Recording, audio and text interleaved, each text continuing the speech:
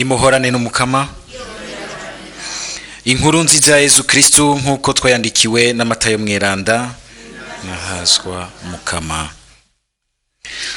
Muri ijya minsi Yesu yabwiye abigishwa biwe ati, mbwire namwe, nk'umuntu afise intama 100, imwe muri zo igatakara, ntacarekera ku musozi zimwe 99 akaja kurondera iyatakaye? Agize Imana akayitora, ni vy'ukuri ndababariye, izomutera akanyamuneza kuruta zimwe 99 zitari zatakaye. Uko niko bidashimwa na so wanyu wo mwijuru ko kamwe muri utwo twana gatakara. Dushimagize iyi nkuru nziza ya Kristo.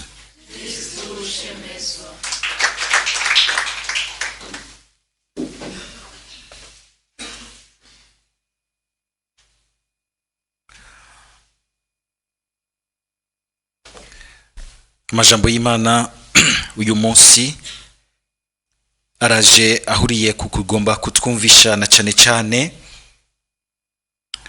umwitwarariko kivyeyi w'Imana, ingene yitwararika ubukiriro bwacu, mbere igahera ngo kukana gatonya idashima ko kotakara kakazimira, no kuvuga bavuze iyi mvugo ngo yutwana twotakara, si utwana gusa turya tubona tukiri duto, kuko natwe nyene hari igihe usanga abantu badutakaje mu kutuzimiza, mu kuduha akarorero kabi, mu kudushira, mu kudutuma dukura mu ngeso mbi, ugasanga dukuze dufise umutima nugira nti ugorodovye utaye intumbero, kuko twabuze aho turabira akarorero ko kugira igihagararo c'umuntu koko ahimbara Imana, agenda yinjira mu gihagarara Imana yamushakiye.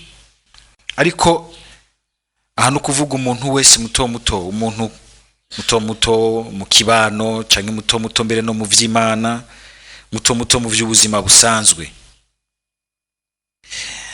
Umukama arakunze kugira mbere inyifato y'urukundo ruhera na cyane ku bantu bato, kuko abantu uko dusanzwe tumeze, abantu twese uko twamaze kwinjira n'igicumuro c'inyanduruko, wamusanga umenga tufise ibintu vya préséance gusicisha imbere ubwa mbere, umuntu ahambaye, umuntu w'ubukuru, umuntu aje yambaye neza, motaga parfum, umuntu yifise, aho umuntu muto umenga turamuhunga, aratugora, hava dusaba amahera, hava gira iki, hava atugora, hava tunukira, hava dutera ingorane. Iyo umaze gutangura kugira impengamiro bene izo, utangure kumenya yuko uratanguye guhushana n'Imana gose. Mbere ngo mu bikorwa vy'urukundo n'ikigongwe, hari igikorwa Papa Francisco yatwigishije mu mwaka w'ikigongwe, agira ati mbere gushobora kwihanganira les personnes ennuyeuses, abantu menga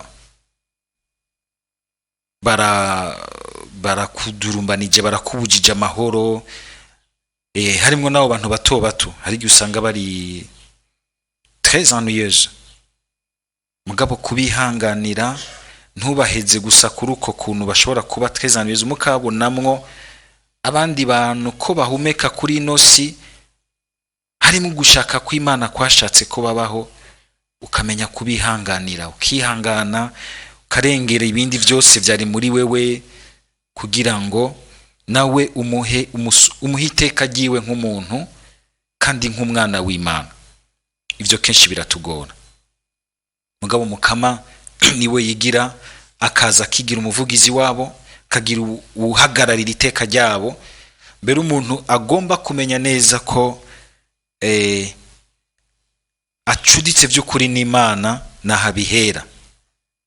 Turabona abantu vyahaye ijunja rikomeye, mugabo mu gihe bari bakiri hano kw'isi, ubonye avundagara, agwana yoza inguma zabo, abantu bahebwe batawe mu mabarabara, kagerageza kubaha urukundo, suko yarafise ibintu byinshi abaha. Umucamo mvo ndiko ndavuga Mama Teresa w'i Calcutta, ukabona ingene atabikora nk'umugira neza, aca ategerezwa gushaka yuko bivugwa kuri WhatsApp, bitangwa kuri YouTube, akabigira nk'umutima umubamwo yakiriye.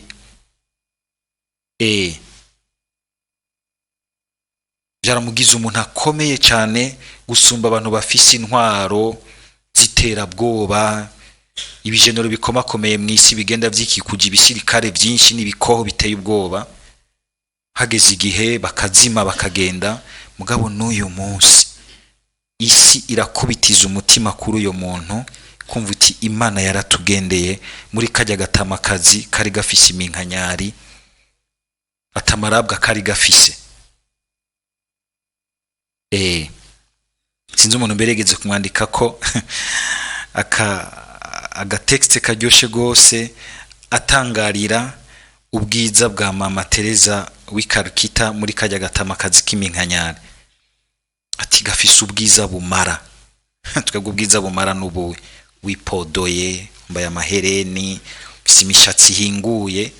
Arandika tujambo turyoshe gose uri kuradusoma, kati uciye usoma urabira ukungena atoka mu maso, ntiwopfuye ubonye ubwo bwiza, mugabo akerekana ingene ubwiza bw'umutima wiwe, ubuvyeyi bwiwe bukayanganisha n'ingene mu maso yiwe ahabona, we akamubona muyo. Ni hamwe Yesu Kristo nako Paulo agira ati ngo kuva aho tumenye Yesu Kristo, umuntu ntitukimuraba gusa tumuheza ingene tumubona inyuma.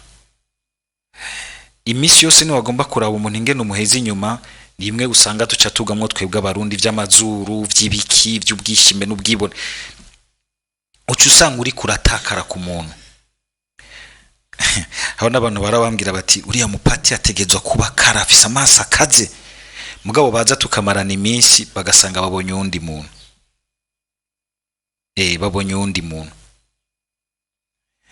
Canke n'abandi bantu bashobora kuza akaza yibaza ati afise amaso meza ategezwa kuba ari umuntu ari du, yashika agasanga ndahagaze neza, ati atarakara. Umwe wese ugasanga ntegerezwa kumuha igihagararo cica keneye by'ukuri cyo mufasha kwiyekiribwa mu buzima bwiwe. Karagaciyemwo kugira ngo twumve yuko ubwa mbere Imana nifise urukundo rumwe rw'abakundukiza, ahubwo n'urukundo rurondera gukiza nuwo atarashikira ubukiriro. Naha twumvise mu gisomwa ca mbere kidusubije mu gisomwa twumvise ku munsi w'Imana uheze, ingene Imana irungikana ijambo rikomeye ry'ihumure ku gihugu cayo, casa nk'ikiriko kirapfira mu mwiheburo w'iyo cari cyatwawe kw'imbohe, kiri mu ngorane nyinshi, nogira ni caratakaje byose, caratakaje nogira nti itongo ryacu igihugu, nta gihugu bafise, n'abantu barandutse. Mufate nk'ubu nk'abantu barandutse mu mwaka w'ibihumbi 2015 bahunze, barandutse bakumva ko bavuye mu matongo yabo, kuko itongo hajya n'iryo rihizi n'umuntu, bava mu gihugu cabo. Barandutse kuko batacumva bari mu mico ibaha kwiyumva. Barandutse kuko batagifise vya bindi vyose bakuriyemwo bibatuma bumva ko bafise iyo bava, aho bashingiye, bagafatira ngaho bakumva iyo bariko baraja. Nico gituma umuntu atuma uwundi ahunga kandi akamuheza hanze. Abantu bayifise mu kuboko, igihe cyose musenga Imana, Imana igira iti ugurura inzira, ugurura imitima. Nabo nyene ikabatuma kiti ugurura imitima, ndashaka yuko musubira mu gihugu cyanyu. Abantu b'intwaro uyu munsi, nkibaze ngo ni politike ndiko ndavuga, ni ijambo ry'Imana. Ntituzoja ngaho ngo tuje ngaho tuvuge tuti turi mu gihugu cashize Imana imbere, tutugurura amayira nkayo, atari kuyivuga ku munwa gusa, kuringaniza ubuzima ku buryo n'abana b'Imana basubira bagataha iwabo, bakumva ko basubiye guhura n'Imana aho yari yarabateretse uko yabashatse. Ariko nabiyo bari bagaheza bakugurura umutima, bakagira umutima wo kunywana neza n'abandi, bakiyumvira ingene bashobora gusubira gusubiza hamwe. Naho Imana mwumvise kandi Yesu atwumvisha ati Imana nta n'umwe shima yuko yotakara, atakarira kure y'ikintu cyose kimutuma yumva umenga n'umuntu yarandutse. Ikigira umugambi ukuza kwa Mesiya kukaba nk'ubwa mbere, nk'uko umenga umuntu aratashi iwabo. Nukuvuga iki? Si ugutaha gusa ahantu, ni ugutaha mu kuri k'ubuzima bw'Imana yagushakiye mu mutima wawe ubwa mbere, ukumva yuko umutima wawe witabira mu mvo z'ukubaho kwawe nk'umuntu ari yiwe, ari kumwe n'Imana yiwe, Imana yamugendeye. Ariko kandi nuko umuntu ashobora no kuba no mu gihugu cyiwe mugasanga ameze nk'umunyamahanga, ntiyakigwe, ntatunganirizwe neza nk'umuntu wo mu gihugu cyiwe. Iyo turiko turazirikana bene aya majambo mu gihe cy'ubushikiro, ntituyaheze mu bintu spiritualiste byo mu mutima hariya byinyegeje n'ubuzima. Imana mugabo n'ivyo bihera mu mutima kugira ngo bisokoroke bitahe mu buzima bwacu bwa misi yose. Kubanira uwundi ku buryo bw'uko yumva ko vy'ukuri nawe afise ikibanza muri ubu buzima, kandi ikibanza cyiteka, ugatuma uwundi yiyumva mu Mana, akiyumva mu buzima Imana yamuhaye. Ubwo nigo rukundo, nibyo bituma umuntu adatakara, ugasanga yagiye gufata amayira yo kubaho amujana kure y'Imana, amusambura, mbere akanahinduka nawe akagusambura, akakubuza amahoro. Yesu akagira ati Imana ni Imana irondera abayo ngo ibasubize iwabo, ibasubize iteka ryo kumva ko bafise iwabo, atari abantu babaye muri no si bararandutse, ahubwo n'abarandutse ikagomba gusubira kubashinga mu iteka ryabo. Ibifitiye umwitwarariko udasanzwe ku buryo ituma ko inkuru nziza umuhanuzi wayo uyu munsi, umuhanuzi wa Eklezia nako w'Imana, adutuzanira ijambo ry'Imana risubira kutubwira riti garuka muhira iwawe, garuka mu iteka ry'ubunywanyi bwiza n'Imana, garuka mu iteka ry'ubunywanyi bwiza n'abandi, mu migenderanire ya misi yose, mu gihugu, mu vyo gusenga. Garuka aho hantu heza hatuma mwumva umuvukano ko muri abana b'Imana mwese. Imana ikagomba kugarukana igihugu cyayo mu gihugu cyayo yakigeneye, mbere ikabicisha no ku muntu w'umupagani. Yabicije ku muntu w'umupagani, igomba kwerekana ko n'ubundi twese Imana irashobora kuducako tukagiriranira neza naho tuba dutandukanye, tugatuma umwe n'uwundi yumva ati Imana yangendeye muri wewe. Mwino nkuru nziza nagomba dutangarire uku kungene ibiharuro vy'Imana rero bidasanzwe. Ukuranduka no gutakara sukuva gusa mu gihugu cyawe canke n'ibindi byose bica bikurikira ubuzima bugoye, ubuzima bubi, ariko nuko kandi kuranduka mu mvo nziza zigutuma ugira imigambi myiza, intumbero nziza y'ukubaho, kuko utabifise uca mu nzira z'ivyaha, ukamera nk'uri, ukaba kure y'Imana, ukaba kure y'Imana. Yesu akagira ati ku Mana rero nahaba umuntu umwe atakaye, Imana ntibiyiha amahoro, iguma irondera. Ingene Imana icoka iturondera, Imana irakurondera, Imana irandondera, ngo ku buryo bw'uko tugire Kristo. Mwumve ibiharuro vy'Imana, iremera igasiga 99 bimeze neza, ikaja kurondera umwe yazimiye. Woja mu biharuro vya comptabilité yavagira ati ako kamwe ni kagende sima afise 99. Mugabe Imana ikagira iti n'uyu umwe. Nico gituma natwe Umukama aduhamagarira, nico Radio Maria ikora. Igihe tumenyesha inkuru nziza no kugira ngo nuriya nuriya atarashobora kumva ingene Imana imurondera ashobore kuvyumva. Igihe cyose dukora ubutumwa niyo ntumbero. N'igihe mbere umenga turiko turabasaba amafaranga nukugira ngo tuje kurondera uriya mutima wa nyuma.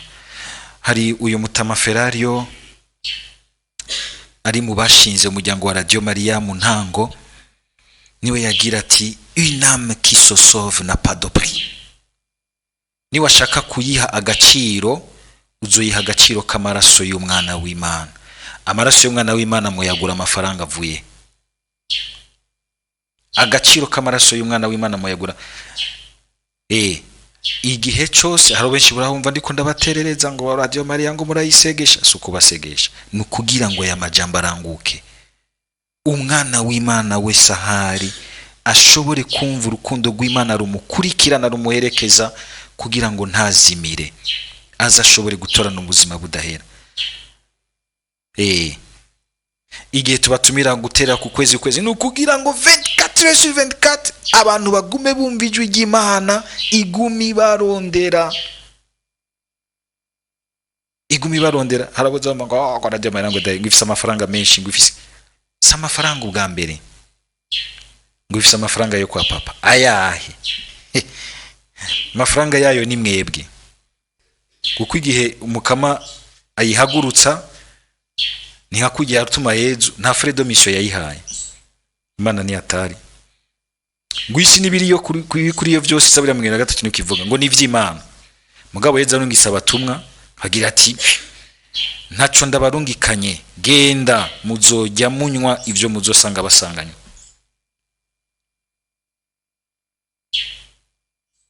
Turungitse imbokoboko isi nibiri kuri yo byose ni gwawe.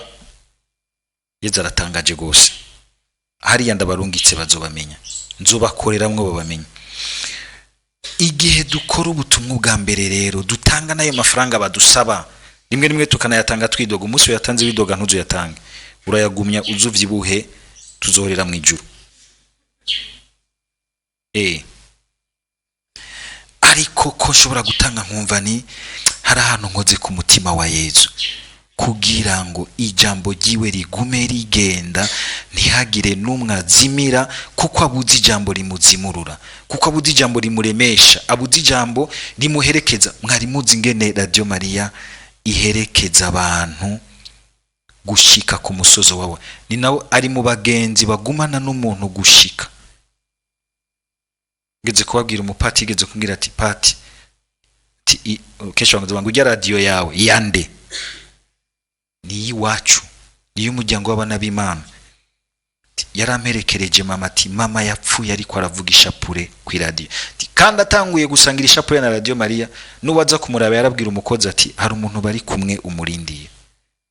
Ugasanga umenga ni cyuma kiraho, mugabo arumva ko hari umuntu bari kumwe muri icyo cyuma kiriko kiramusengesha, asinziriramo.